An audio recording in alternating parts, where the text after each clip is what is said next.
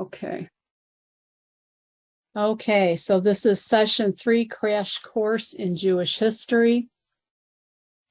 So we'll start here. So, okay, we're looking at the Promised Land. We know that as we go back, Abraham was 99, his wife Sarah was 99. They had no heirs except his servant who would become his heir, and God promised Abraham, Sarah, really a miraculous birth, because she was past the time of being able to have a child, and as well as Abraham. So it was really a miracle birth. And we're going to see again, he gave birth to Isaac, but before Isaac, they got a little antsy waiting on God's promise. And again, we see after Abraham arrives in the promised land, he is faced with a dilemma. His wife Sarah is barren, and she wants Abraham to have an offspring. So she suggested Abraham take a surrogate wife, Hagar, who joined Abraham's camp when he passed through Egypt. So God had already told them, you're going to have a child, but sometimes there's a waiting period. And again, Sarah came up with a bad idea, because out of that idea, we see that Hagar is the daughter of the Pharaoh, and she had elected to travel with Abraham as Sarah's maidservant. Great people have great servants. And so Abraham takes Hagar as his second wife, and from that relationship is going to come a child by the name of Ishmael. And his descendants have been a thorn in the flesh to Abraham's descendants, even back then. Again, Ishmael grew up with the knowledge of the God of Abraham, but he made a choice to go the other way. Ishmael will not want to carry on Abraham's mission. Ishmael will go off and found his own lineage. And this is all recorded in the Bible in the book of Genesis, chapter 16. So also when you get this PowerPoint, you may want to look up, read some of these chapters. Now, those of you who have been students of Torah and have studied Torah, the story in Genesis of who we're going to look at. You can just, the before and the after. That's why I'm just, sharing key thoughts and notes.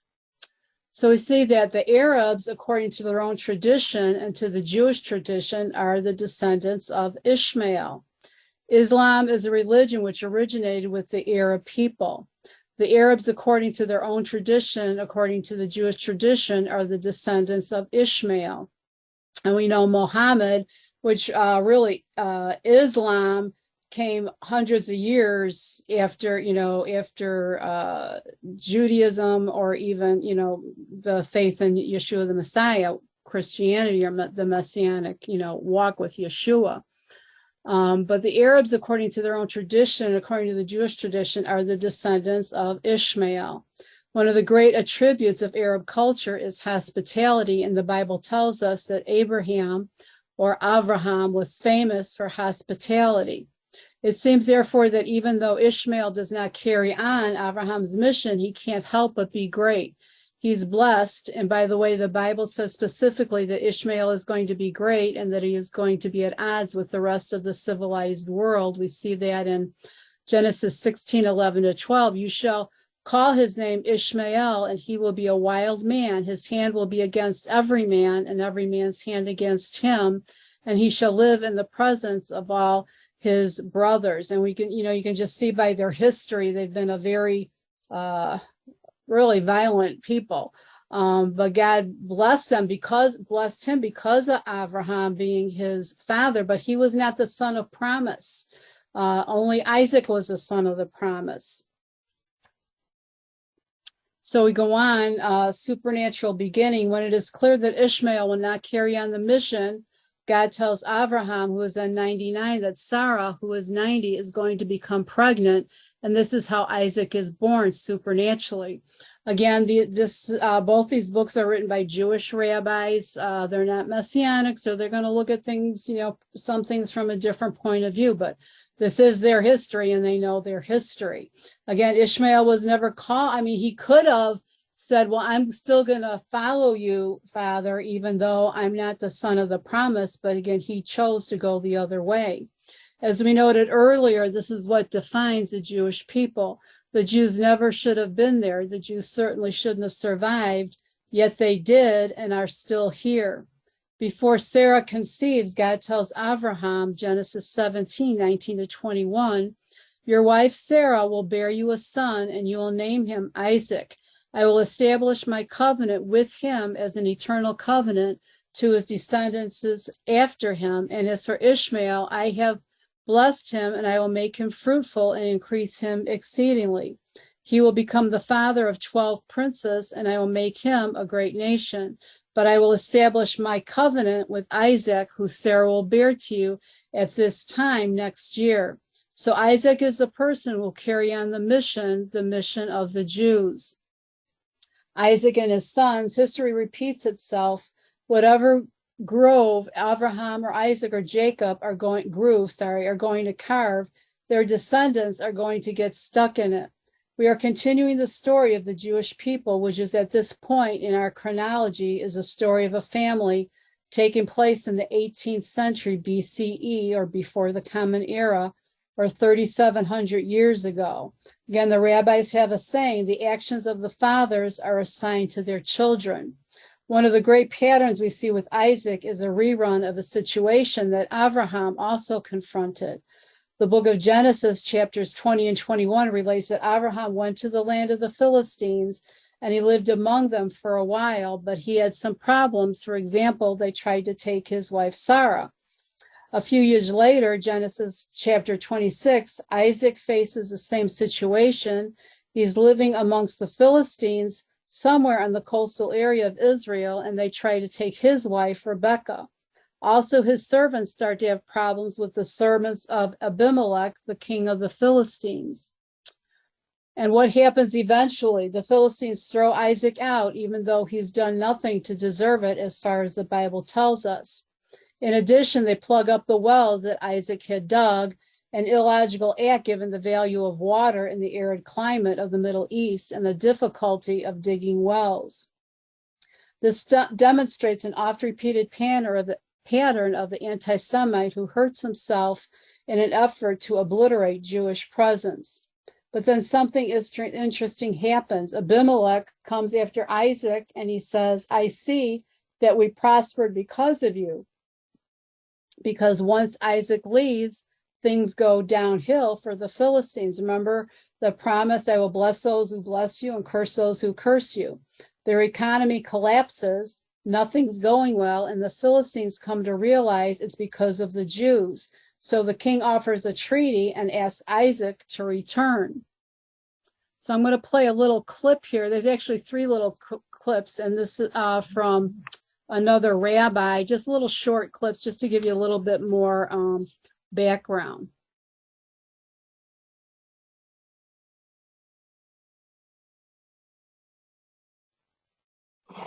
JewishHistory.org presents Rabbi Beryl Wine's 5,000 Years of Jewish History.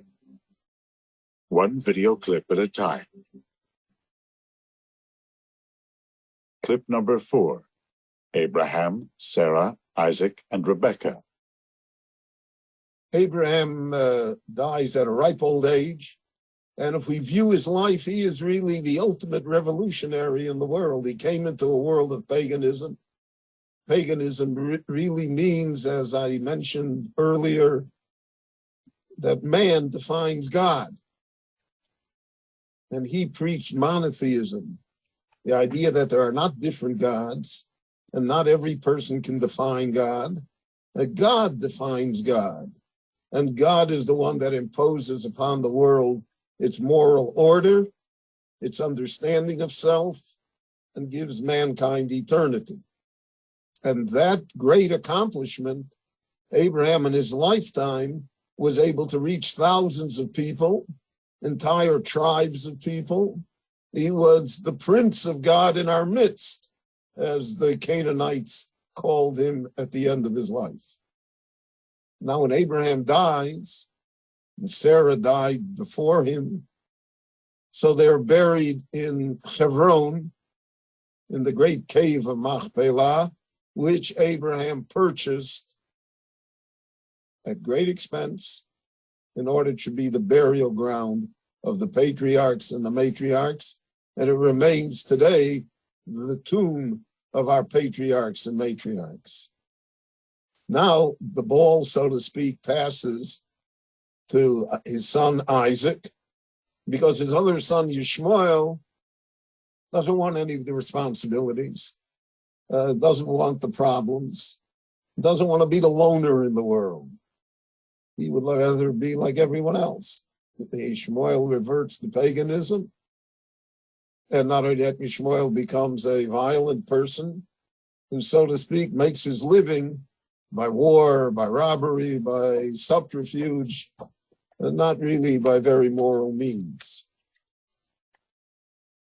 Isaac, on the other hand, tends to fulfill the goal of his father Abraham, to continue to teach morality and monotheism in the world. Now, Isaac is 40 years old. He is not married yet. Abraham sent the messenger, servant of his, to his father's house in Syria to find a wife. We all know in life, finding the right mate is probably the most important decision that anyone can make. And one's entire life really hinges upon the success of finding the right mate. And here is where Rebecca, who comes from a pagan background, King Solomon described her as being a rose among the thorns. She comes from a pagan background. She comes from a house of cheaters. Her brother Laban is the ultimate cheater. And she comes as a righteous, holy person, marries Isaac, and they build a home together in the land of Israel. Isaac is the only one, and Isaac and Rebekah are the only ones of the patriarchs and matriarchs who never leave the land of Israel, who live there permanently. And Isaac has his problems with the neighbors. They stop up the wells, all sorts of problems, because living in the land of Israel always produced problems.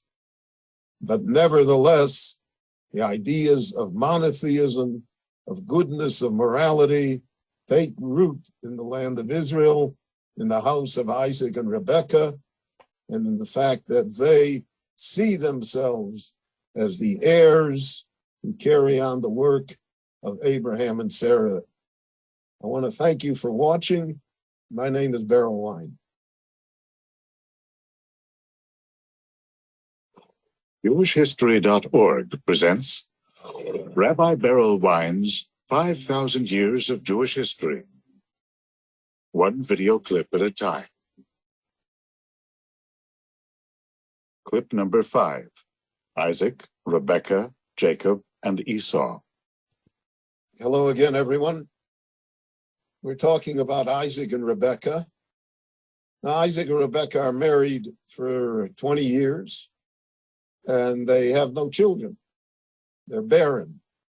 The Jewish rabbis have always indicated that that's a sign of the difficulty of maintaining the continuity of the Jewish people.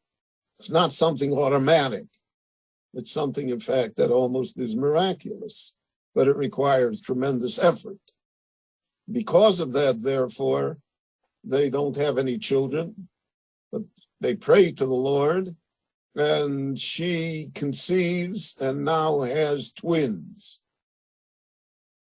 Even though the twins are biologically related and the same, from the moment that they're born, they are vastly different in their worldview, in their personalities, and in the goals that they have. The older twin, Esau, is, in the words of the rabbis, hairy, meaning that he's fully formed, and he is a violent person. He's a person that takes whatever he wants. Might is right, power is all that counts. We don't care about anyone else. Jacob, on the other hand, is a much more serene, much more laid-back person, a studious person, a person that sees the fulfillment of his life in carrying on the work of his father and grandfather. the two brothers wrestle from the moment that they are born. Eventually, Esau discards his birthright. The birthright is not just money or an inheritance. It's a responsibility. It's the responsibility of carrying on what Isaac and Abraham stood for. Esau doesn't want any of that. It's too much bother, too much trouble. And therefore, he sells his birthright for a pot of lentils to his brother, Jacob. And Esau thinks he has a good deal because he got a meal out of it, and Jacob's got only problems. Eventually, Esau will come to regret it. Eventually, as he becomes older, people advance in life. The things that we thought were so important when we were 25, at 65 are less important. We have a different view of ourselves. We have to somehow look for some sort of immortality because we see that our mortality is waning. So later Esau will cry and shout and say, I also want to be like Jacob. It's very hard to be like Jacob after 70 years of being like Esau. And even though the gates of repentance are never closed, and nevertheless, restructuring one's life is not always easy. Jacob wants and desires to be the heir of his father. In one of the most poignant stories that appears in Jewish history, Isaac, who is sightless at the end of his life, wants to deliver the charge to his children that they should take over for him. Isaac somehow thinks that Esau could do it. Rebekah is well aware that Esau will never do it. And therefore, Rebekah and Jacob, they engage in a subterfuge with their aged blind father. And Yaakov pretends to be Esau. Jacob pretends to be Esau. And the blessings are given to him. When Isaac discovers it, he confirms that the blessings should be given to Jacob. But Esau will not forgive Jacob for that, because Esau wants to have everything. He wants to have the good time. He wants to have all the wealth. He wants to have all the women, everything he wants. And on the other hand, he also wants to be the great, noble, spiritual person. He doesn't want to pay the price. Judaism teaches that there is no free lunch. If you're not willing to pay the price, it's not going to happen. Jacob paid the price in a very, very bitter life. But again, he is the forerunner of the Jewish people. He's the one who will be called Israel. And all of Judaism will be based on the life of Jacob, whereas Esau becomes the symbol of totalitarian rule in the world. The rabbis identified it with Rome, with any of these expansionist empires that subjects others to their will and is violent and often cruel. Thank you for watching. My name is Beryl Wine.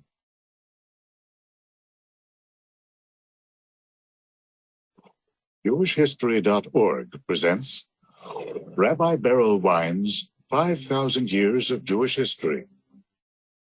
One video clip at a time. Clip number 6. Jacob, Esau, Lavan, Rachel, and Leah. Jacob escapes the wrath of his brother.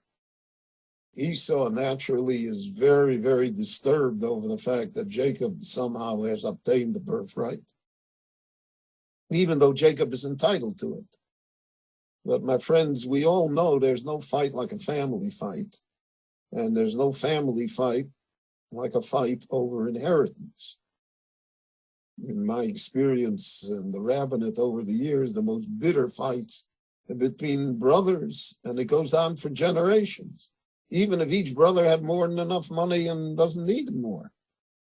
There's something within us that demands our right at all costs. Therefore, Esau is determined to take revenge on Jacob and to kill him, which in the world, we think that by killing people, somehow we solve the problem. When all of history has taught us that it solves little, if any, problems. And only in certain instances, I would think the American Civil War, for instance, or World War II, does the complete destruction of the enemy really bring about a positive result. In any event, Jacob flees. He goes to Syria. He goes to the home of his mother, to her brother Lavan, Jacob's uncle. Lavan is the arch criminal in the world because he doesn't behave like a criminal. He's the con man. He's the guy that gets you to invest $50 billion with him on a Ponzi scheme. Lavan is the original cheater. Jacob has no choice but to show up there because he's got to be protected from Esau. So he comes incognito. He comes poverty-stricken. And there he meets his wife, Rachel, and he loves her. And he makes an agreement with Lavan that I'll work for you for 7 years for nothing, just room and board, and you'll give me Rachel, you'll allow me to marry your daughter. Lavan accepts the terms, but on the wedding night, he substitutes Leah for Rachel. And he does so with a veneer of legitimacy. He says, well, in our place, our custom is to do the right thing. We cannot allow the younger daughter to get married before the older daughter. What kind of a person are you, Jacob, that you want us to violate our custom? And that's the arch criminal type. Judaism warns us greatly against somehow coding illegitimacy with legalities, with the veneer of being legitimate when it really is not. There is a great verse in Psalms that says, those that create evil through law. Well, law can create evil. We all know that.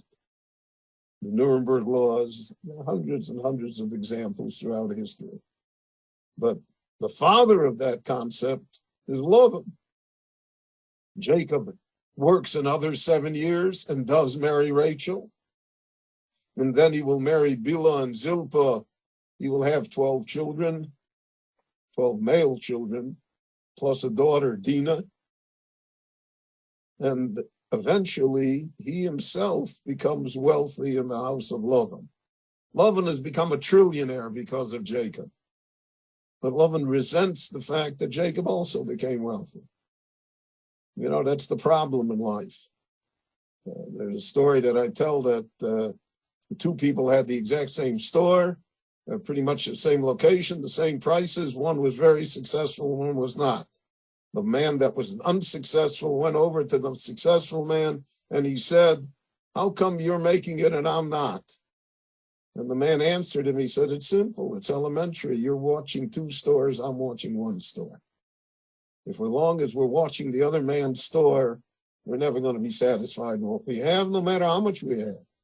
And this is another lesson that we learned from Jacob, the ability to somehow be happy and satisfied with what I have, immaterial of what you have in comparison.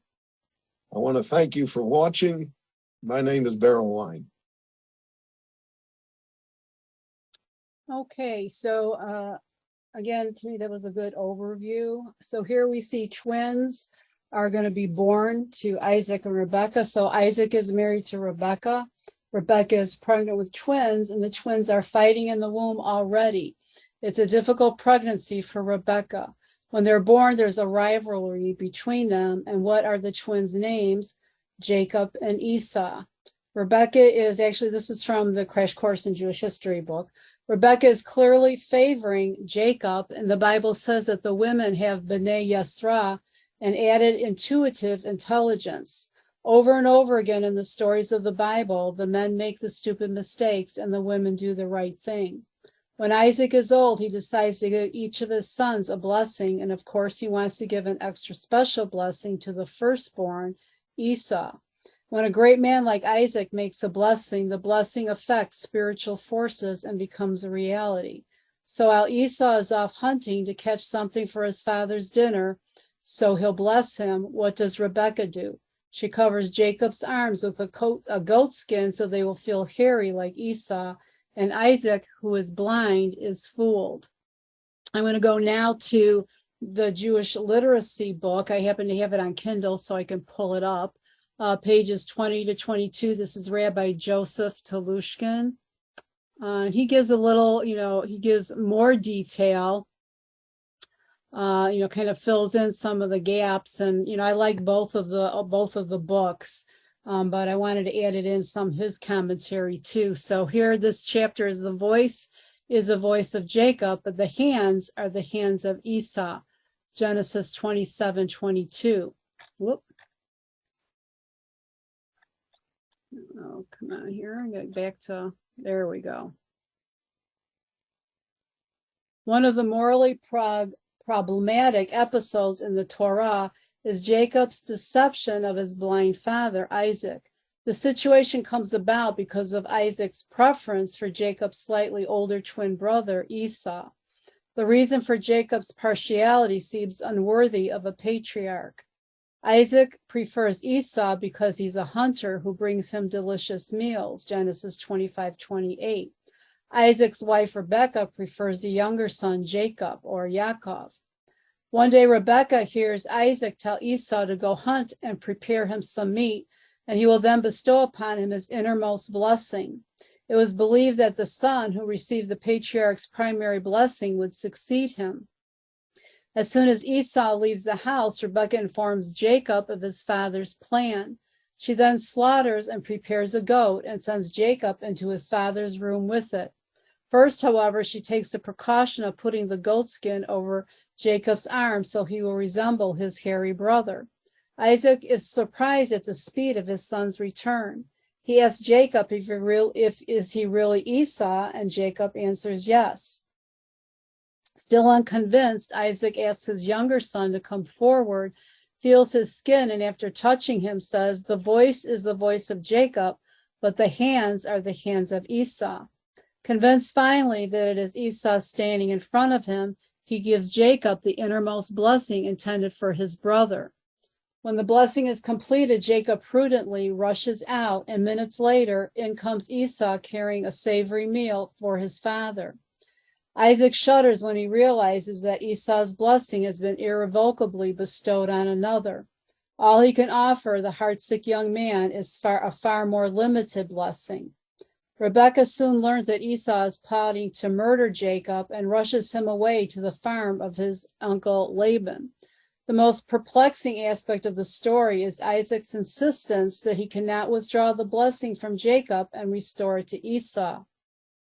The Torah never explains why a blessing is given under false pretenses cannot be reassigned to its proper recipient. After all, what would have happened if one of Isaac's servants had procured the blessing instead of Jacob? Isaac's refusal to withdraw the blessing, coupled with the fond wishes he expressed to Jacob before he flees, leave the impression that at some level he must have recognized Jacob's superior virtues and greater fitness to carry on the family's faith and traditions. In Jacob's defense, it must also be noted that he had good reason to believe himself entitled to the blessing. Years earlier, Esau had sold him his birthright, the right, in other words, to be regarded as the firstborn son, Genesis 25:29-34. However, the Torah still seems troubled by Jacob's deception of his father. When Jacob falls in love with his cousin Rachel and arranges to marry her, his uncle Laban deceives him by substituting his older daughter Leah under a heavy veil, Genesis 29:20-26. Many Bible scholars have noted the parallel. Just as Jacob deceived his father, so he was deceived. Still later, Jacob is deceived by 10 of his sons who trick him into thinking that his 11th son, Joseph, has been killed by a savage beast. Genesis 37:31-35. Though Jewish commentaries find no shortage of justification for Rebekah and Jacob's behavior, the whole incident is, of course, distasteful. A friend of mine told me that his 8-year-old son was traumatized when he learned in the episode in his day school. How could have Jacob lied to his daddy? But the point was that it was God's will for Jacob to receive the inheritance. And I've heard some commentaries say that they were really fighting in the womb for the firstborn position, and that actually Bill Cloud is a good teaching on this, that actually Esau was trying to kick Jacob in the soft spot of his head. And, so within this, there was like a wrestling going on, and they believe it was a wrestling for that firstborn position. But we see through scripture that the firstborn doesn't always get isn't the position that they want. I mean, it's God who determines it, and Jacob was a secondborn, and there's still many examples, but we see that, even though some of the methods might have been questionable, it was God's will for Jacob to receive the blessing and carry on the family mission. So I think that's the end of that. Okay, so let's go back to PowerPoint here.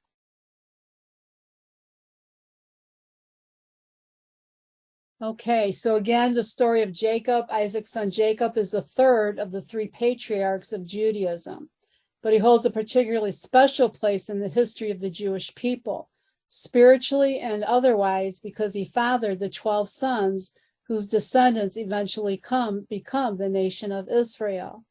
Jacob and his twin brother Esau, born to Isaac and his wife Rebekah, were at odds with each other even before they were born. Again, we saw that in Genesis 25:22. The children struggled together within her.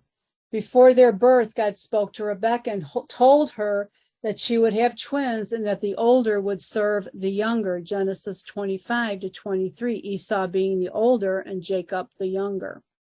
The symbols. When Isaac encounters Jacob pretending to be Esau, he remarks, "The voice is Jacob's voice, but the hands are the hands of Esau." Genesis 27:22. This is because the voice symbolizes the power of the intellect, and the hands symbolize the power of action, of might, and of sword. Esau, who embodies the power of might and sword, will through his descendants give rise to the Roman Empire, or Edom, as the Bible calls it. So the rabbis believe that the Romans come from the seed of Edom, who is Esau. Not everybody agrees with that, but the Jewish people believe that, that spirit or that lineage comes through the Roman Empire. So in Esau, we see yet another example of an offshoot of the children of Abraham, who, like Ishmael, does not carry on the mission, yet becomes a great power. Very interesting pattern going on here. Again, we're back at Crash Course in Jewish History. This is nothing less than a cosmic struggle. These two, Jacob and Esau, starting to fight in the utero, and they're going to be fighting throughout history. Later, these powers coalesce. Rome gives rise to the Western culture, and it continues to fight the Jewish people. It's not even a battle ever. Rome will always be stronger in the physical sense, but the Jews will be stronger in the intellectual, spiritual sense. So we see that this is where the struggle begins. Amalek. The descendants of Abraham can't help but be great. Why? Because the blessing of God is on them, because of the covenant God has with Abraham. Even if they don't become Jews, they become people who have a huge impact on the world. Indeed, the greatest enemies of the Jews come from within the family. Again, we see through Ishmael and Esau. Who is the ultimate enemy? Who is the ultimate enemy of the Jewish people in history? The nation of Amalek. This is the people that symbolize evil, and there's a commandment in the Bible to wipe them off the face of the earth because of their pathological hatred for Jews is so great. If they have a chance, they will wipe the Jews off the face of the earth. The nation of Amalek, the Bible tells us, comes into being when a son of Esau takes for a concubine a woman named Timnah. who may have been his daughter, Genesis 36, 10 to 12.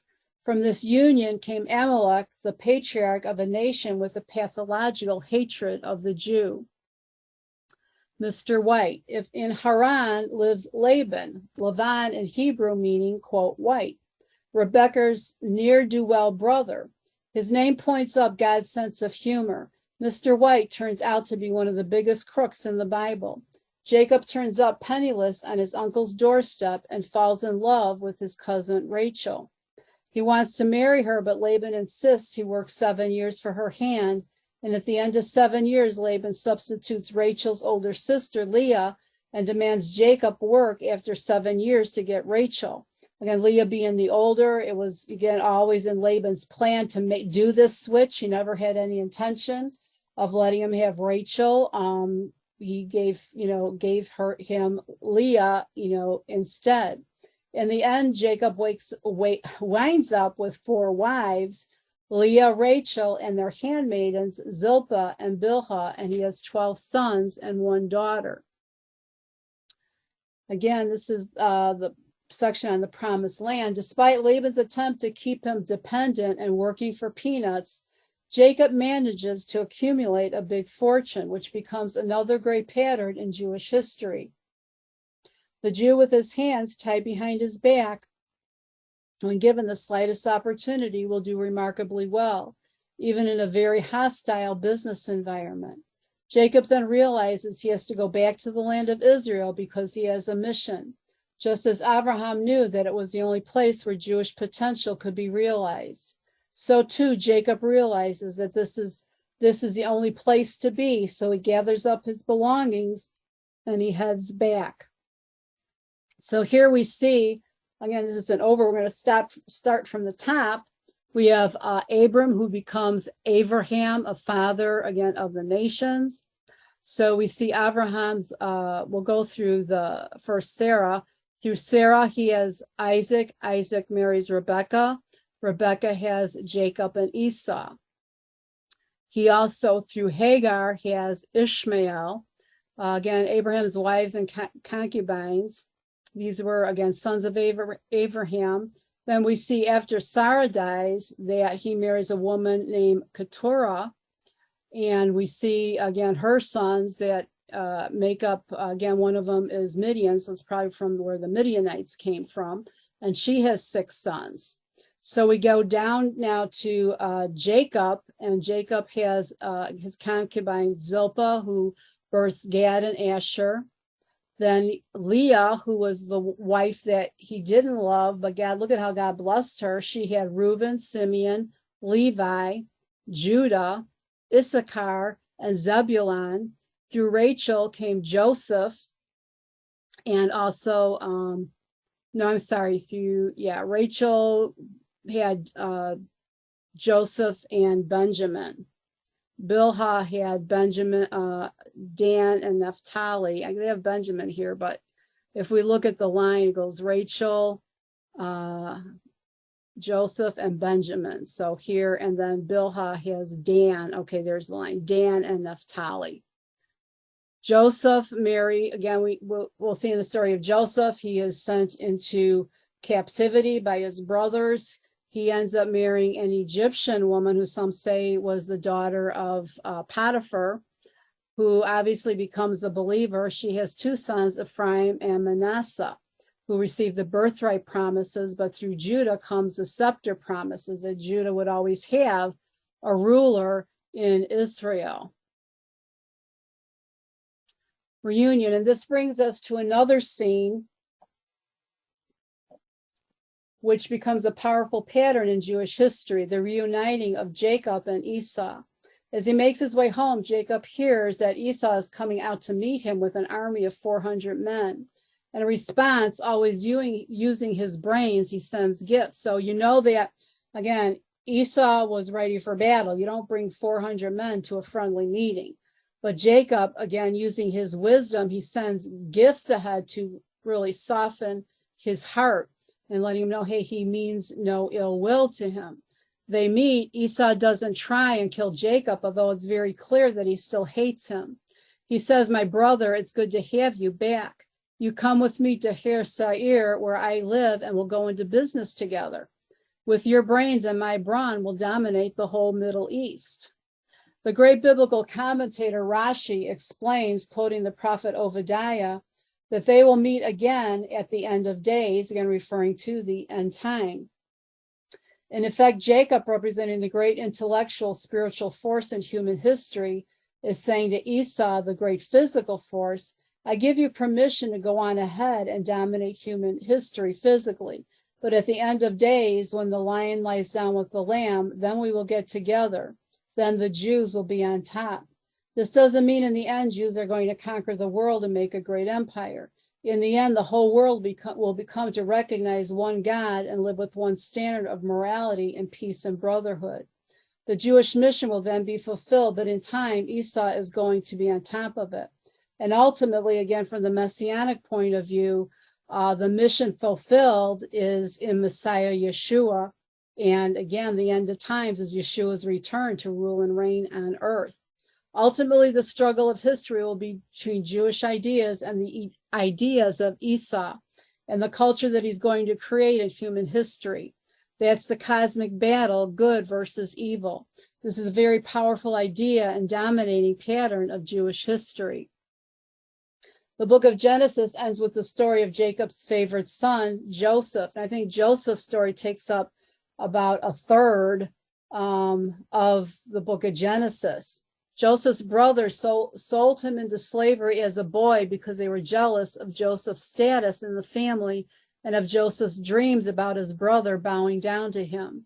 They were also jealous of the coat of many colors that Jacob gave him.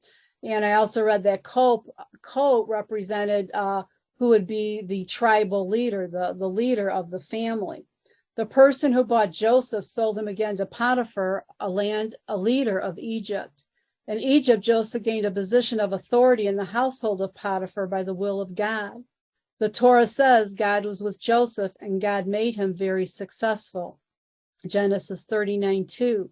He was later in prison when Potiphar's wife wanted to have sexual relations with Joseph and Joseph refused. She falsely accused him of attempted rape. On her account, the Torah says, he came to rape me, but I screamed as loud as I could. Genesis 39:14.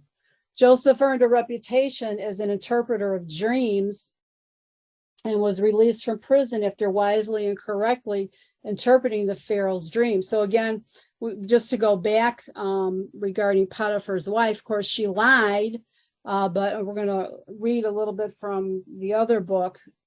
But Potiphar, just, submitted to the lies, and we know that Joseph ended up in prison.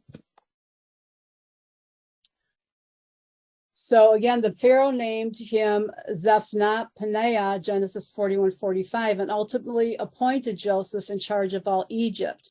Some Torah commentators say that Zephnath-Paneah means revealer of secrets, whereas others suggest different meanings, including Lord of Life.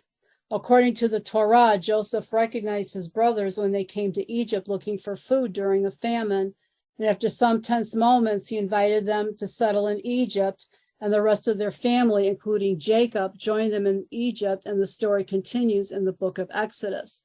Now, I want to go back to the Jewish literacy book by Rabbi Joseph Telushkin to look at what he has to say. He gives a little bit more insight here. Let's see, 21. I want to make sure I'm looking at the right page. 23 to.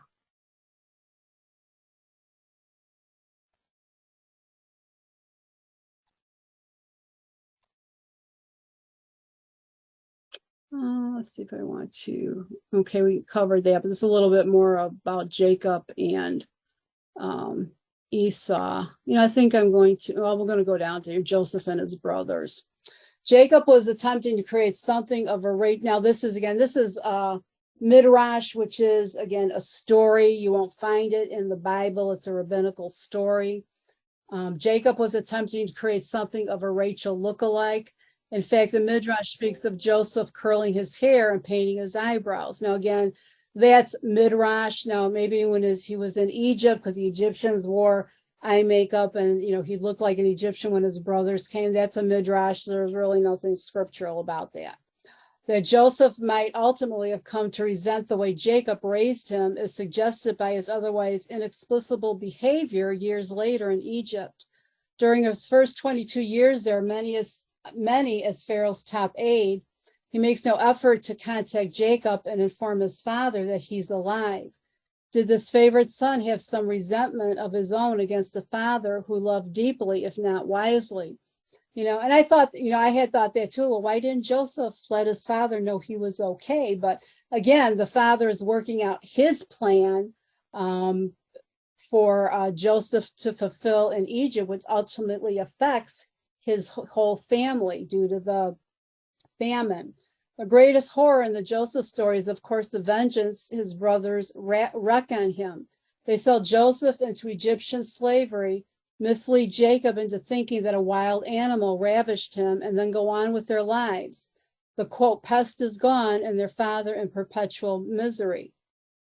Away from his family and among the Gentiles, Joseph finally grows into greatness. The spoiled child becomes a disciplined, highly moral man. His master Potiphar's wife wants to sleep with him, and Joseph refuses. The word for refused in Hebrew is vayi ma'ayin.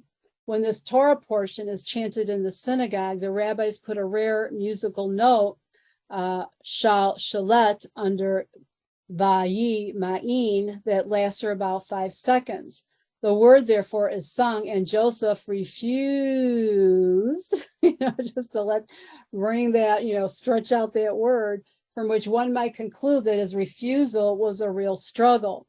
The spurned Miss Potiphar acts a cruel revenge. She tells her husband that Joseph tries to rape her, and Potiphar has him incarcerated.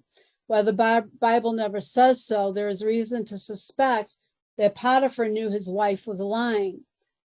Can you imagine? Again, it gives an example of a slave in the American South accused of trying to rape his white mistress and only being punished with prison. Again, we know history that no, they wouldn't have been given a trial. They would have been whipped and they would have been hung. There would have been no hope for them, at being falsely accused of this. So Potiphar might well have doubted his wife's veracity, but concluded that it would be too devastating to his family honor to admit as much. So in prison, Joseph emerges as an interpreter of dreams, first those of his fellow prisoners, then of Pharaoh.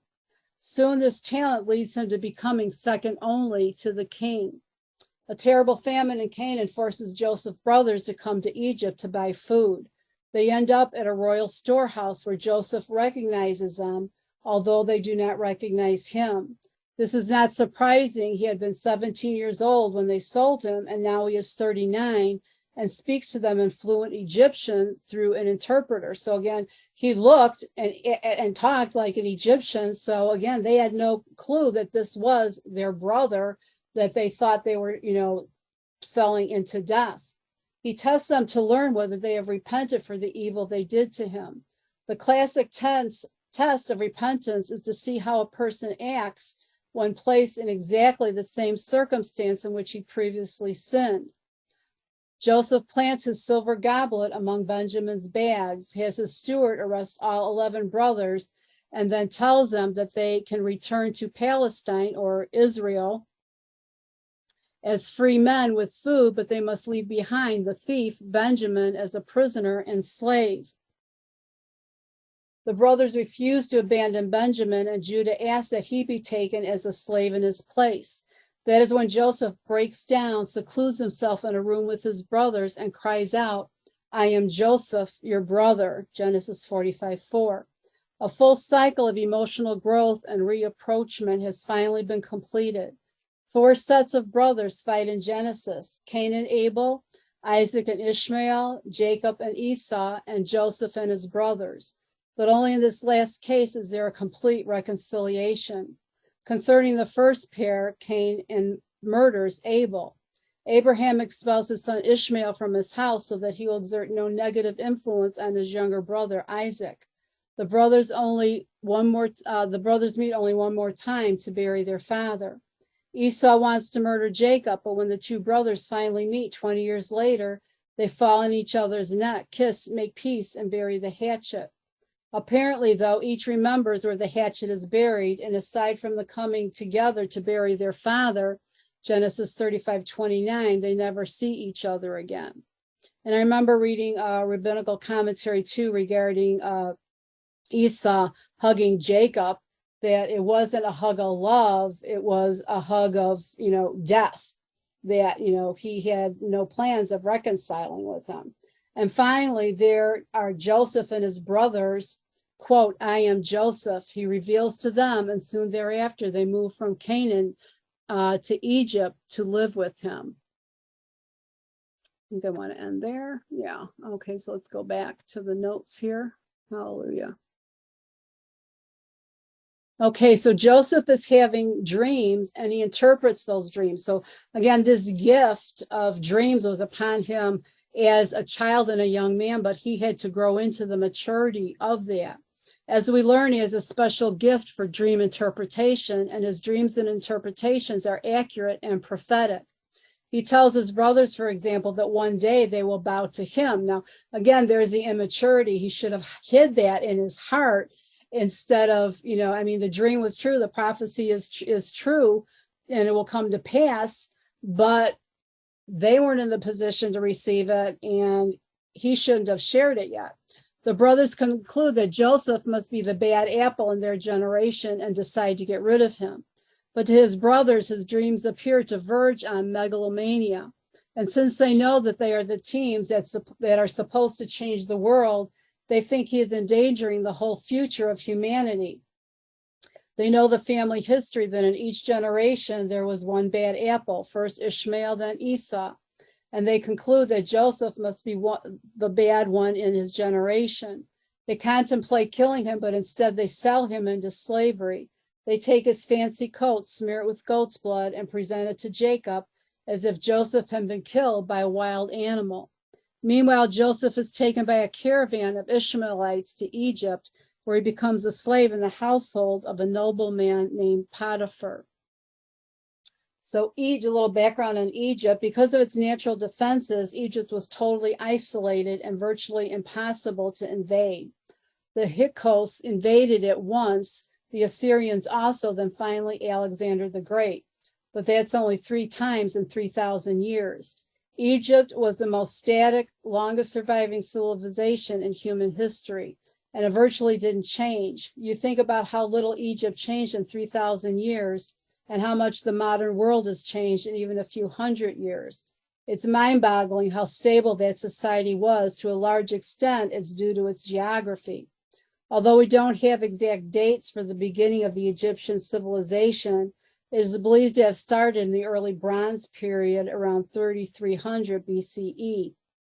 It was a very sophisticated culture, considering the feats of engineering and that the pyramids represent. The Great Pyramid of Khufu, I don't know if that's how you pronounce it, known as Cheops, is the largest ever built. 13 acres in area, almost 500 feet high, of 5 million tons of stone, and it was built by people who did not have any iron tools. We have no idea how they did it. They obviously had tremendously sophisticated stone cutting techniques and engineering knowledge, enabling them to move large blocks of stone. They had pulleys, they had levers, and they had a lot of muscle power, which was their slave power because it was the slaves that they used. It is estimated that Cheops took 100,000 men and 30 years to build. Why spend so much effort on building a tomb? Because the Egyptians were also spiritually sophisticated. It was a dark spirituality, but not to be lightly dismissed. They were preoccupied with death, which is why they perfected mummification. And their holy book was called the Book of the Dead. So how's that for a lively read?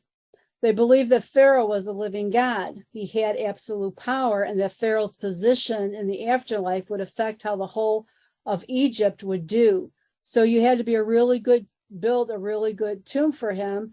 and you had to give him the right gifts, and you had to make sure that he got into the afterlife correctly.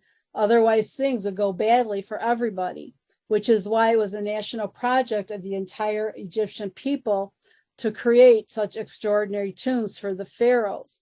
And not only that, but their wives, their servants, everything that they would need in the afterlife went with him, whether they wanted to or not. Of course, this very sophisticated culture was anti-theo to Judaism as humanly possible because it practiced idolatry. They worshiped 2,000 different gods in ancient Egypt, gods with hippo heads and falcon heads and crocodile heads. This was a civilization that was idolatrous to the extreme, very religious and spiritual, its own sense, and yet very idolatrous at the same time. They were not primitive or superstitious or stupid. They understood spiritual power and were a very sophisticated people who truly believed in the power of idolatry.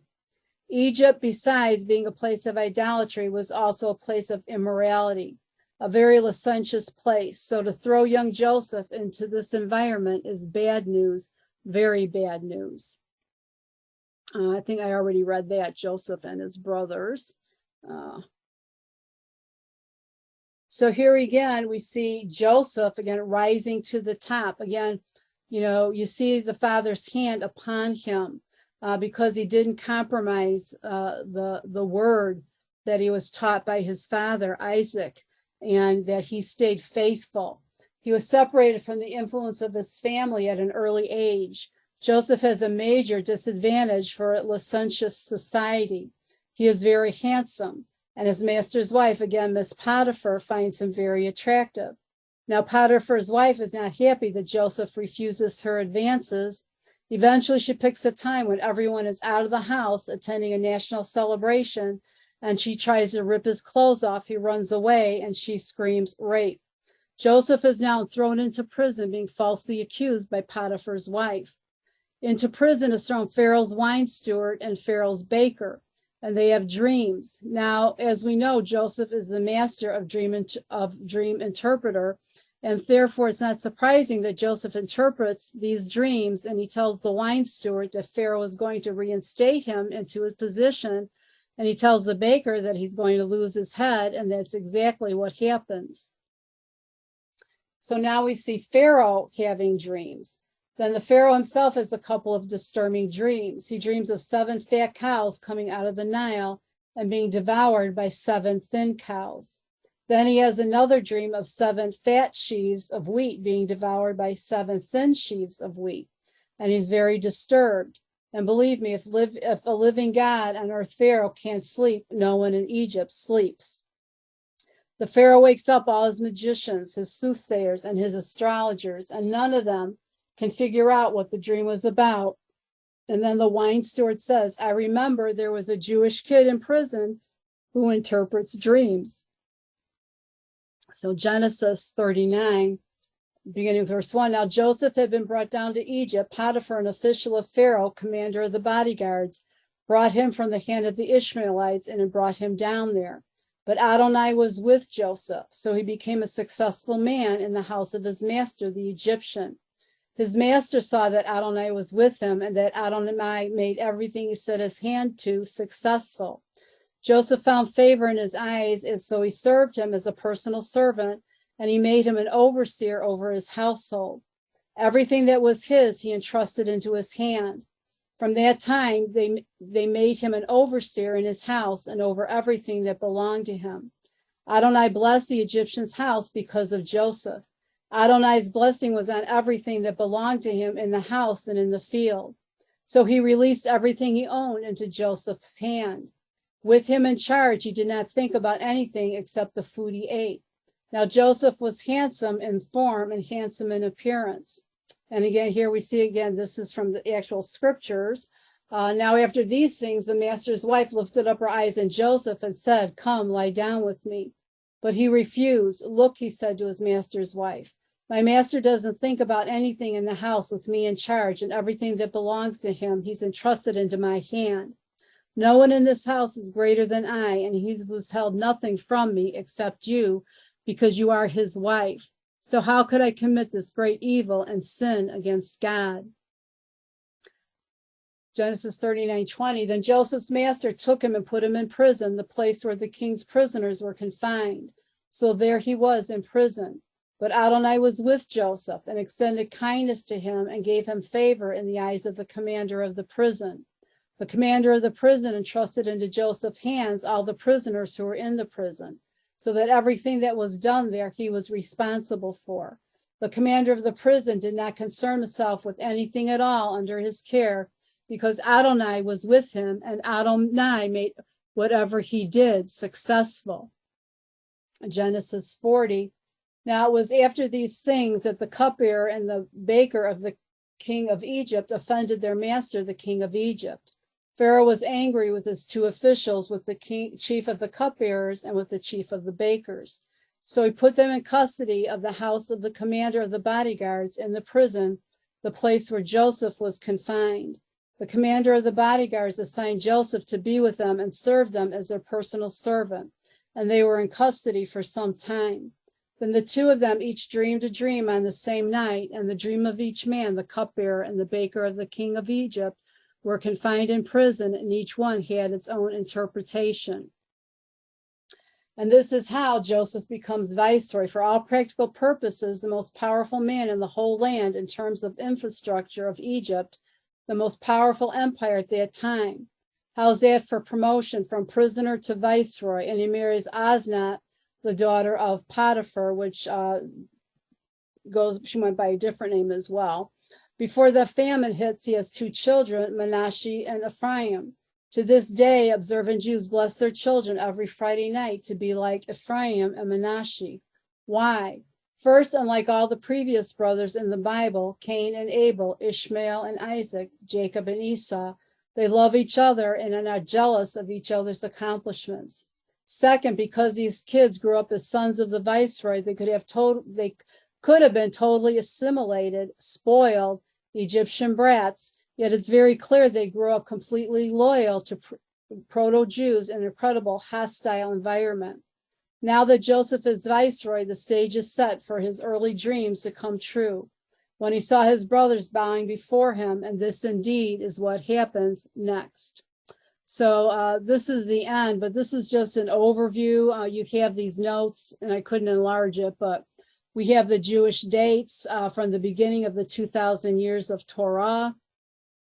Goes down through Abraham, Sarah, the book of Ishmael, the birth of Isaac, gives you the time frame, what world events were going around here. Again, the Code of Hammurabi was very well known. It was a code of laws that a lot of scholars say that the laws that God brought were kind of comparable to it. It's except they were godly, the laws from God for Israel. The Ikedat of Yitzhak, again, the binding in your sacrifice of Isaac and Rebekah, Jacob and Esau. Again, we went through all that. So this is just a chart going down into the enslavement begins with the death of the last of the 12 sons, and we'll be going into that next. But it's good to see these charts and the time frames, and you have all those in your notes. Last, I just want to explain the Hammurabi Code, because again, was very well known at that time. In approximately 1771 BCE, Hammurabi, the king of the Babylonian Empire, decreed a set of laws to every city-state to better govern his burgeoning empire. Known today as the Code of Hammurabi, the 282 laws are one of the earliest and most complete written legal codes from ancient times. The codes have served as a model for establishing justice in other cultures and are believed to have influenced laws established by Hebrew scribes, which again, we know this is just a secular explanation. Those laws came directly from Yahweh, but a lot of times he works in ways that are familiar with his people, but these were wholly set apart laws, not laws of man.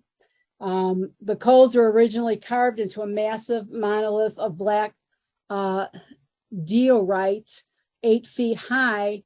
Lost for centuries after the fall of Babylon in 1595, the pillar was rediscovered ruins of the Elamite city of Susa in 1901. So this is what it looked like. Again, it was a code of laws for the Babylonian Empire at that time. So sometimes it's good to have some, information about, what was going on, around Israel, again, at that time. So we're going to end here. Just going to stop the recording.